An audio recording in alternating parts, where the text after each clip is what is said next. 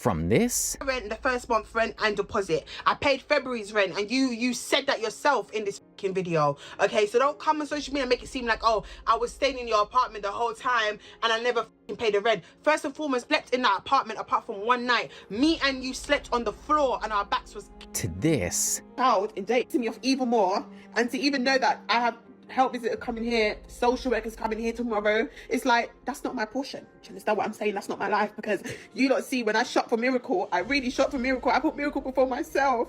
I don't even get things for myself. I don't even buy things for myself. I don't even spend money on myself. To this. Story times I've ever told on YouTube. Don't care. I'm not ashamed anymore. When I was young, I was, but I'm not ashamed anymore. I don't give a about anybody that feels some type of way about that.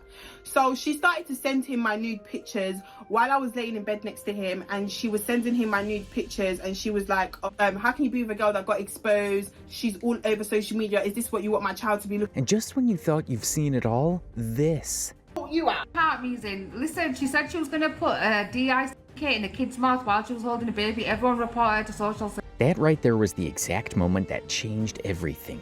Because if you don't know who the lady is you just watched, you are missing out on Renee Donaldson, or Miss R Fabulous, a TikToker who blew up purely by being completely and brutally unfiltered.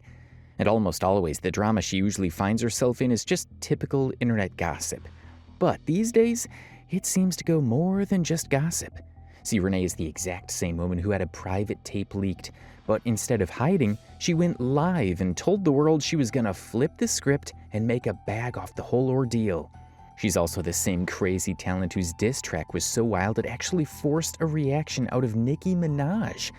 But to really understand why her videos hijack everyone's For You page in literal hours, you have to look at who she actually is and the empire she built. That's the only way to see why she keeps crashing right back into the eye of the storm. Because this isn't her first rodeo, and honestly, it probably won't be her last. Let's see why. Renee didn't wait for a manager or a media company to hand her a blueprint, because she built her platform herself from the ground up. Being British, Jamaican, and East London through and through, she came into the digital space with zero filter and never once asked for permission to command the screen. Staying completely true to herself is exactly why the internet was forced to pay attention, which is no small feat, because breaking into the UK black creator space on TikTok is incredibly tough. That specific audience can spot fake energy from a mile away, and I'll shut it down instantly. But Renee was undeniable, sometimes going really crazy. Now, come on now. She naked. Wow, she's gone, ain't she? She couldn't hack it. She couldn't hack it. You can't hack this.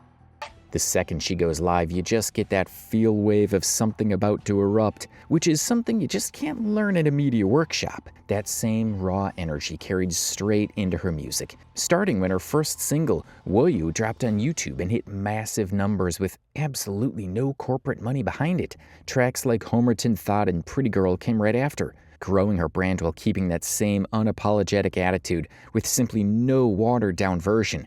And if you didn't like it, the door is right there. Yum. Yum. Stop feeling sorry for yourself. Every time you come on this app feeling sorry for yourself, you talk about this death.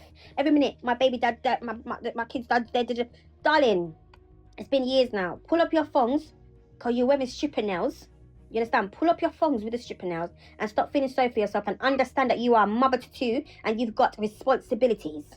And those babies count on you. But while her platform was exploding, she was secretly fighting a painful, silent battle with PCOS, which had already cost her a fallopian tube before most of her fans even knew what was going on. She went through multiple miscarriages, losing the one thing she wanted most over and over again. Yet her audience still got the same bold, high-energy version of her every single day, with absolutely no idea of the heavy weight she was carrying. As if that wasn't enough to handle, her messy relationship with her baby's father, Theo, was also becoming public property. Bobby, you people are fucking irritating me. Do you understand? Yeah? All you lot on this TikTok shit, on TikTok screen recording page, it's telling me, oh, I decided to stop speaking to such man because of Theo. But I'm not with Theo. Okay? It turned into one of the biggest storylines in her community for years, playing out in chaotic pieces on lives and Instagram stories where Renee would claim they were completely done, only for videos to pop up showing them together. My child's father has nothing to do with why I decided to not speak to Miny anymore. Okay? So stop painting a narrative, right? Just because I decided to take the high road and to walk and to cut somebody off, does that mean I'm going back to my child's father? Does it mean that I want that man back? To make things even more complicated, her own mom, Maureen, aka Mummy Fabulous, started sharing her own loud opinions about the relationship, and that apparently caused issues between both of them. Apparently, her mom also had some relationship issues of her own. We stick close, and at the end of the day, no matter what we go through, we're gonna always have each other's back. So I'm scrolling through TikTok, I'm seeing my mum is on live with this big, hefty, sour, blood clot man, and he's dissing Santara, talking about all she does is breed up the place and this and that and that. What gives you the right to speak on my sister? Regardless if she's got 3 kids at 21, regardless if she's breed up each and every year or whatever the situation is, that does not give you the right to talk on her because you are married to her mother. So now he feels like he can continue to disrespect us time and time and time over again. And what do you do as a mother? You sit there, you entertain it, you like up the live, you tell people to send gifts, you tell people, oh, I'm not going to talk if you're not sending no gifts. Like, you love it. Sometimes when your mom is also a public figure, keeping your life private is pretty much impossible. You're not interested in that you be able to father too? No, she out to order. She out to order. She want to come style me, Renee. You can't style me. You can't style me because I'm me breed you come here, so you can't style me. Me no response. Me no care who you love. Love who you want love. But you can't tell me who me for love. Me a big woman. You can't tell me who me for love. But me not put no husband in front of my pity them, so I lie she a tell. Everything on she should come so long and take a lie she a blood clot tell. I lie she a tell.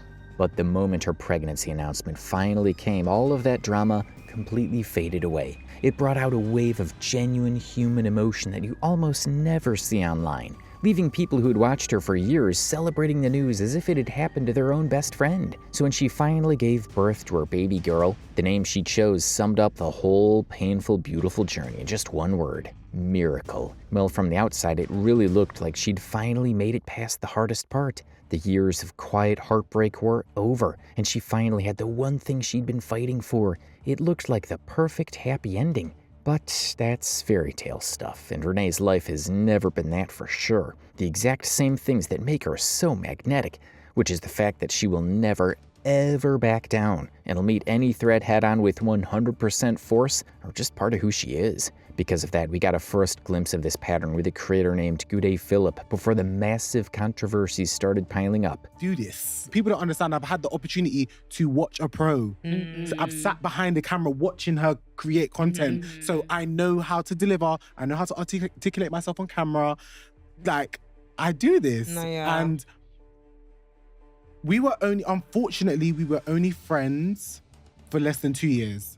Okay. And towards the end of our friendship, the negativity consumed our platforms. It was no longer fun. Goodday started his YouTube channel back in 2019, right around the time he and Renee were becoming really close. And what made them so fun to watch on screen was that their friendship was totally real. It wasn't Guddeh, it was Phillip. So I was walking around telling people I'm Phillip. Oh, okay. But Guddeh was the name that my ex-bestie gave me. Oh, okay. So we would be filming and she'd be like, Guddeh, Guddeh, Guddeh. And then it just stuck. And that was I like it. According to her, she went out of her way to introduce him to everyone she knew, trying to drag him into all the big creator circles and hook him up with other African influencers, really wanting him to win. They were always talking strategy, swapping ideas, and trying to build this massive thing together right from the beginning. Fans loved it, and both of their channels grew because people could feel that genuine connection. But by 2020, that friendship was completely dead, and it ended loudly, publicly, and with a lot of drama, which is exactly what happens when you have two massive audiences watching your every move. I'm not going to sit here and be like, oh, I'm not hurt that friendship is not over. I'm hurt because, like I said, he was literally a half of me. Do you know, in life, things are thrown at you and you pick a fucking side. The split played out across the internet like a car crash everyone wanted a piece of. We all watched the fallout happen in real time as the unfollows happened and the subtle shades started dropping online. A lot of my friendships, a lot of the friendships that I've been in have damaged me, you know? I've been like dragged by my friends for like friends at the time for absolutely no reason at all because I may appear as like confident or because I may appear as like outspoken. Overnight, it turned into a massive spectator sport, forcing millions of viewers to pick a side and stick to it. At the time, most people just wrote it off as typical internet drama, assuming everyone would move on in a few weeks. For others, not so much, and the comments were receipts to that. But looking back at it now, knowing where Renee's story goes next, the Goodday situation feels like chapter 1 of a much bigger cycle. It's the first time we see this pattern that follows her everywhere where someone gets close, things fracture, and instead of sorting it out privately, it explodes online. Back in 2020, nobody watching had any idea that this was just the beginning. And honestly, even when the whole Zeze Millz situation went down a few years later, nobody could have guessed what was coming next, because the story just kept finding new ways to escalate. And not long after, Renee landed right in the thick of it, triggering one of the biggest, most talked about beefs in UK internet history, her versus Ivorian Doll. Hello, Vanessa. Time to apply that pressure. Think IBD when a DIE says RIP, better rest up. Swear that the man then passed her. Hold on, wait, your dad's a pastor.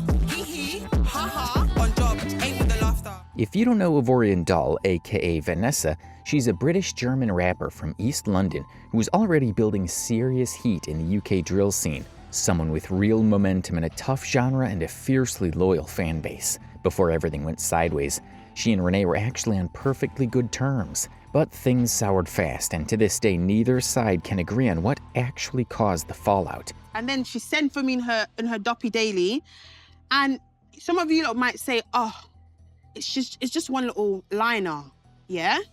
But hear what I'm saying. I don't care. A disrespect is a disrespect, and a diss is a diss. So don't step in the kitchen if you can't handle the smoke. And then from that, I sent for her back in Hermiton Thought. And it's just been that. We don't talk. I wish her well. I'm a grown woman. But while the cause is up for debate, what happened next definitely wasn't, because Renee did what she always does. She went all in. Make sure when I dig and I say anything, it don't fucking hurt you, and you don't start crying on social media because you're a bad gal. Because you're a bad gal, Vanessa, IVD, whatever you want to fucking call yourself. Understand, you've woke the fucking beast up, because you ain't gonna throw hands. You know you ain't gonna throw hands. I'm ready to square up any fucking time. Instead of handling it behind closed doors, she dropped a savage, fully produced diss track. How Many Man shopped with no label rollout or media training here, just a direct shot fired at full force without a single care about the consequences, which is exactly the kind of move you make when backing down isn't an option. And lots of folks found it amusing. Bear man chopped, is that what she's saying? Me chopped, they man chopped, them man chopped, he did chop, my man chopped, bear man, everyone chopped. Taking a fucking piss. The track blew up instantly because it was just too sharp for people not to share it, sending the internet into absolute meltdown. But as chaotic as the song itself was, the reason everyone still talks about this moment isn't even the track, but where the song ended up landing. Because out of nowhere, Nicki Minaj entered the chat, and just the way Nicki does it. Hi, Ivorian Doll. You thought you was f***ing Nicki Minaj, eh? The internet completely lost its mind, trying to decode the shade, with everyone wondering if she was dissing Ivorian Doll, or if she just genuinely raided Renee's bars. Either way, a track born out of UK TikTok drama had somehow climbed high enough to catch the attention of the queen of rap. On paper, this was a massive international win for Miss Fabulous, showing she could step completely out of her lane, go after a rising star, and not blink once. But while that win made her look totally untouchable on the surface, it was actually hiding a much bigger problem brewing in the background, and it was coming from a direction that a diss track could never fix: the Zeze Millz situation. The thing is, what happened with Millz sort of proved there was simply no ceiling on how high she was willing to aim. Zeze Millz, or Zalika Miller, is a mainstream UK TV personality from Hackney, meaning she exists completely outside the usual internet creator bubble. She's hosted major shows on Channel 4, appeared on Celebrity Big Brother, and has genuine industry backing behind her. But none of that mattered to Renee. She went on Madam Joyce's podcast and told the whole internet that Zeze had basically used her and robbed her of her moment. Yeah, but like, I don't even like Zeze Millz. Why don't you like Zeze? But I'm gonna make up her one day, honestly. Why don't you like Zeze? I thought she robbed me when I was young. Wait, so she robbed you? She robbed me on her shit and her little fucking, what's it called? So how did she rob you? All right, so you know what she did? That's when I realized that TV world is crazy, you know. Mm-hmm. The gal, I said people, before the cameras gone, you know, the gal was so nice to me, you know. The gal was so fucking nice. When I tell you nice, I said, don't ask me that question. Don't ask me about this person. I don't want to say this person's name. When the camera came on, everything I said, don't ask me, she asked me. According to Renee, the beef went back 8 whole years to a messy interview that went completely off the rails, where she told Zeze straight up not to mention a certain personal topic, but Zeze went there anyway, which caused a huge blow-up behind the scenes. According to Renee, Zeze basically rode that wave of drama to get her initial buzz, and then had the nerve to completely act clueless about it later. And as you can imagine, Zeze did not stay quiet, firing back immediately in the comments section of the Shade Borough. She claimed Renee used to call her a big sister, but flipped the script the second fans started saying Zeze had made her look dumb in that interview. Zeze went further to call her a bitter person who hadn't grown in 7 years. It even took a low blow by claiming Renee had been on the high street begging Natalie Nunn for a spot on Baddies UK, which was a massive talking point since that show was actively casting in the UK at the time. True to form, Renee didn't let that slide, instantly dropping a 7-minute Instagram rant where she called Zeze miserable and labeled her the Black Pierce Morgan. Now you can fall down a massive rabbit hole trying to figure out who won that specific back and forth, especially since the comment sections were completely split and both women landed some heavy blows. But what this situation actually showed was that she'd been sitting on this professional grudge for years, holding onto it tightly until the perfect moment came to just empty the clip in public. It's the exact same pattern we saw with Guddeh, and it was only a matter of time before it happened again, this time with wigs. Running alongside the public beef, she wanted to start wig deals, and on paper it made perfect sense for her. She had this massive loyal audience, great personal style, and years of built-up trust, so turning all of that into a product line felt like the ultimate boss move.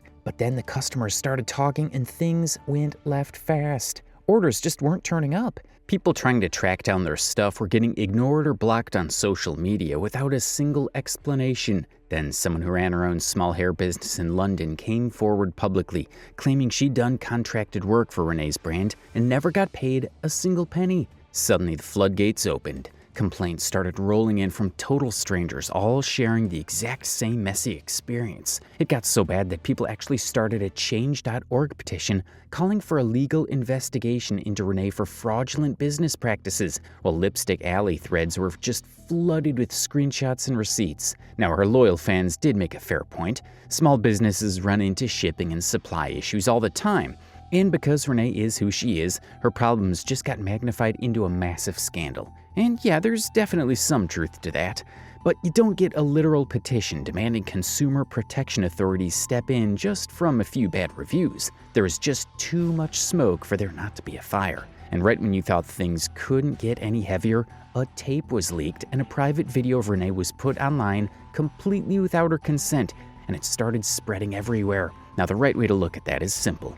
Distributing someone's private content without permission is a massive violation, period. A huge part of the internet saw it that way too, and even her biggest critics stepped up to defend her and draw a firm line in the sand. But what completely flipped the narrative and blew everyone's minds wasn't even the leak itself, but how she handled it that exact same day. She looked dead into the camera and told the world that if anyone was tuning in waiting to see her cry, they were going to be waiting a very long time. Instead, she announced she was going to sit down, flip the script, and figure out exactly how to turn the whole situation into money. That response sits in two completely different places, depending on how you look at it. On one hand, you gotta respect it, standing in front of your audience after a humiliating privacy violation and refusing to break down is a specific kind of mental strength. She completely hijacked the narrative in real time and gave absolutely nothing to the people looking for a collapse. But the other reading is a lot darker, because when your first instinct after something that heavy hits is to hop on live, totally detached, and figure out how to make a bag off it, you have to wonder what is actually going on behind the scenes. How many dramas do you have to survive before dealing with total chaos just becomes second nature? At what point do you hit go live not even as a calculated PR move, but just because that it's your default setting whenever things go left, whenever the internet needs to see it or not? By this point, she'd been through Guddeh, the Ivorian Doll beef, Zeze, the wig scandal, and a lot of other issues back to back to back. Every single time the reaction was identical. She stayed calm, put up her guard, and just kept moving. But whatever was holding her together during that stream completely evaporated after what happened next, because the next hit was the one that nobody saw coming. Amazing. Listen, she said she was going to put a DICK in the kid's mouth while she was holding a baby. Everyone reported to social services. Everyone reported to the police for... That happened in September 2025. A TikTok live was running with several creators, including Quartz the Icon. However, things turned hostile during the stream, and Quartz allegedly made a comment about Renee's daughter, Miracle. What happened next was the moment this entire story had been building toward. Yeah, so she's basically using her kid knowingly for bait for people to say something that she can go and cook them just because she's got the kid in her hand. Is that what you're saying? Listen, you're getting it. Oh, I'm getting it. You're getting it now. Oh, fucking hell, I'm fucking so scared. I'm so bothered. Renee demanded the panel find a photo of Quartz's child. And then on that live stream in front of hundreds of people, she said something so far past the line that the entire room went dead silent. Yeah, but she's not in her custody. What? Has someone got a picture of her I youth? did the school run this morning. Why are you chatting shit? Miller! Has someone got a picture of her youth? Fuck it, I'm not in no talking. Now you just set me off. Send me a picture of her blood clot pitney. I'll put a in your child's mouth. Don't fuck with me, bitch. I'm the wrong one. Do you understand what I'm saying? You're gonna do what? I beg your pardon. Who the fuck you think you're talking to? You're gonna put let me tell you something, yeah? Because I've been quiet. I never said nothing.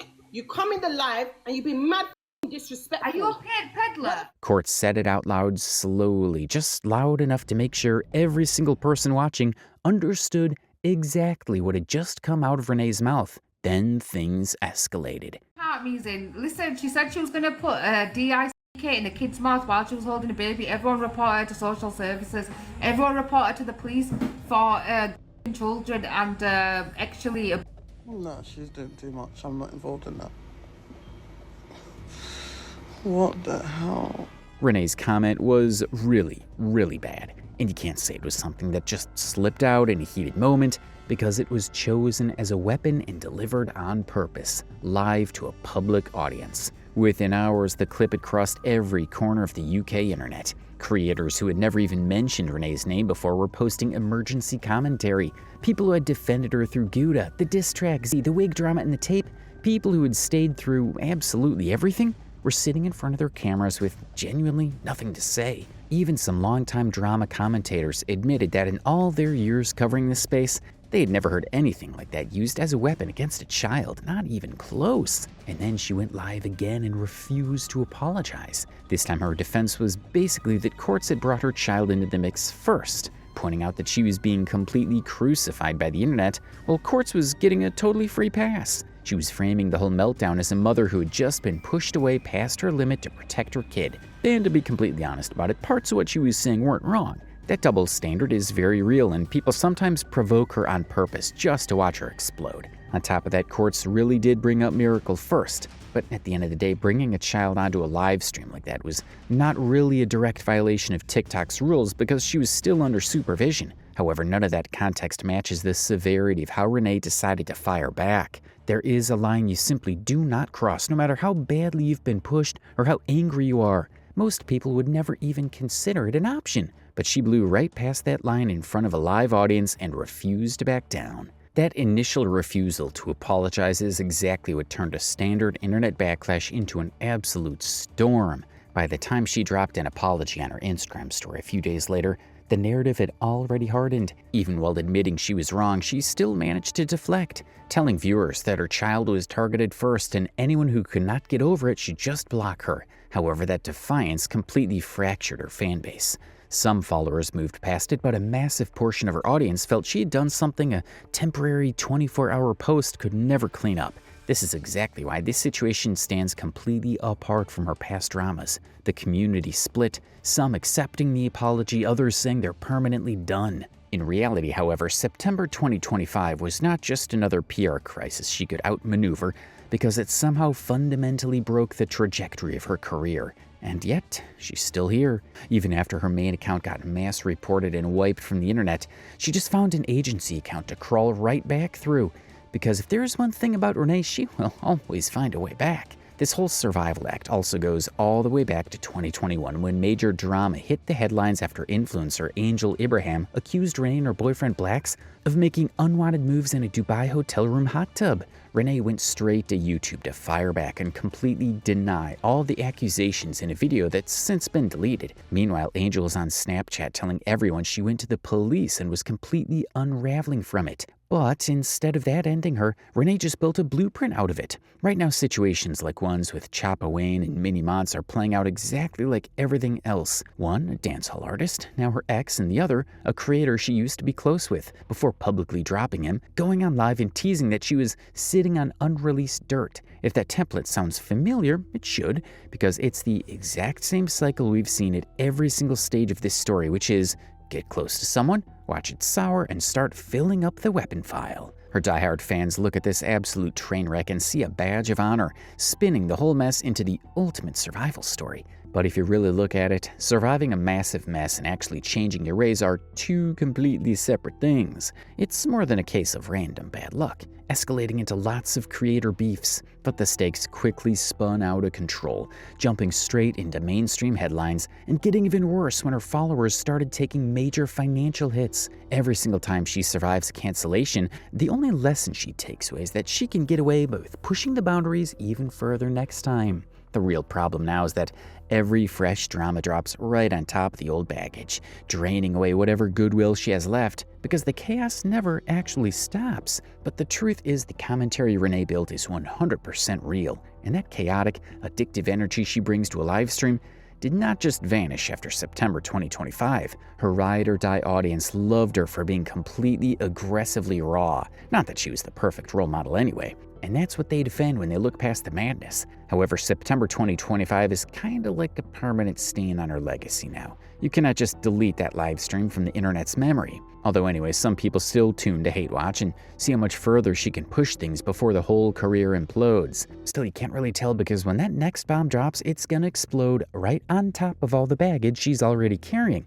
Whether she actually breaks the cycle before that happens is the only real mystery left, and that answer belongs entirely to Renee. She holds this steering wheel, and whatever wall she crashes into next, she will have to own it completely. While you're still here, click on either card on your screen for more.